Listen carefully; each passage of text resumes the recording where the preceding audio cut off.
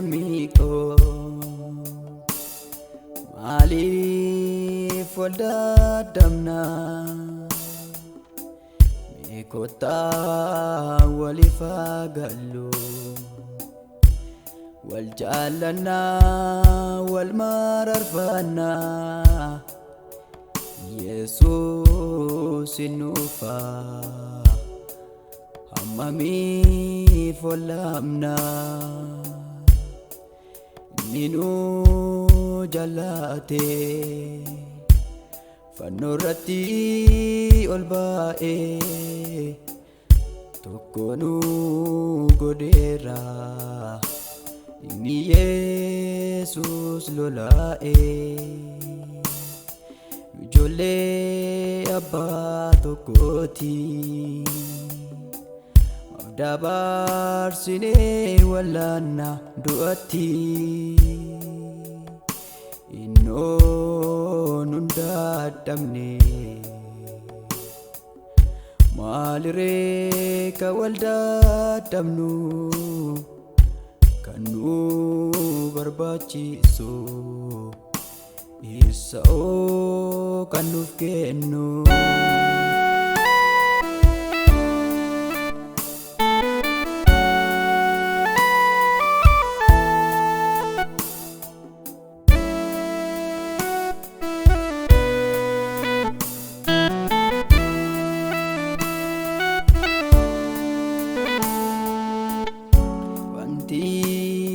Lafaran darba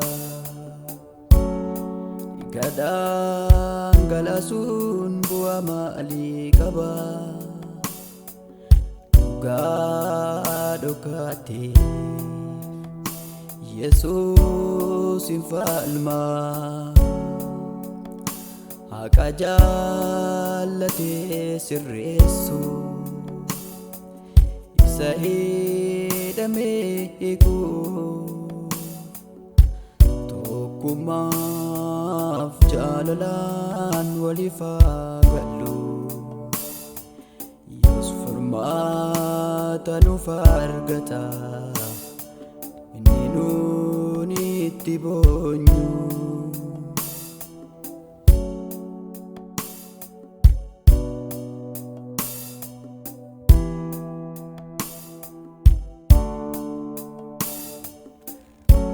Yesus nu jalate Akawal jalanu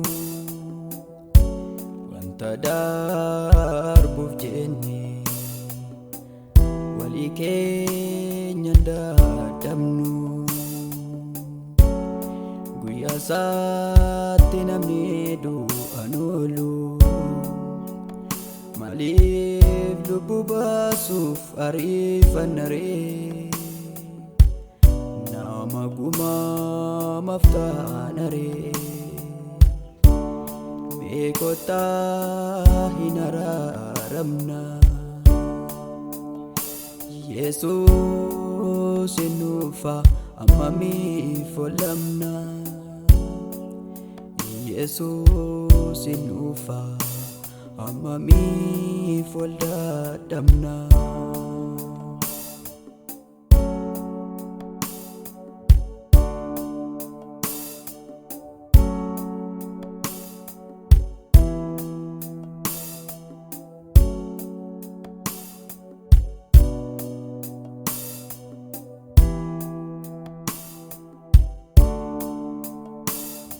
Gocha sukanesa Garaja binani Gadang galasun Nafarat bayanani Yesus nuti dadabe Male nuti mbokone Teso saratae Garansa nuti gade Garan jalala Injiru nukesa Baye kabe baddii wal geessa. Maaloo maaliif wal dadhabna? Gaafa Yesus dhufu maal falanna? Gaafa Yesus dhufu maal falanna?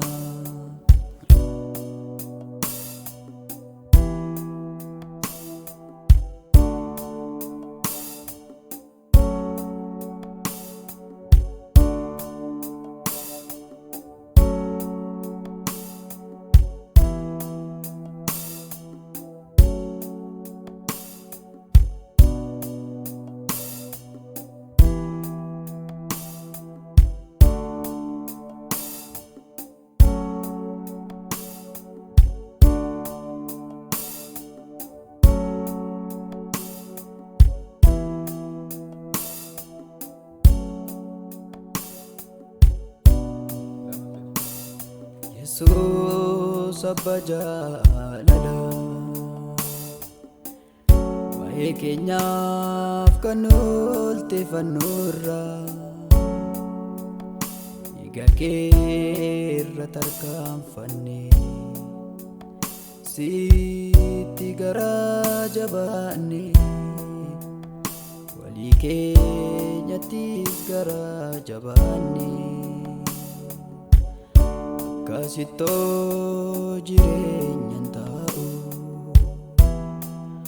araarri kee nuuf haa ta'u.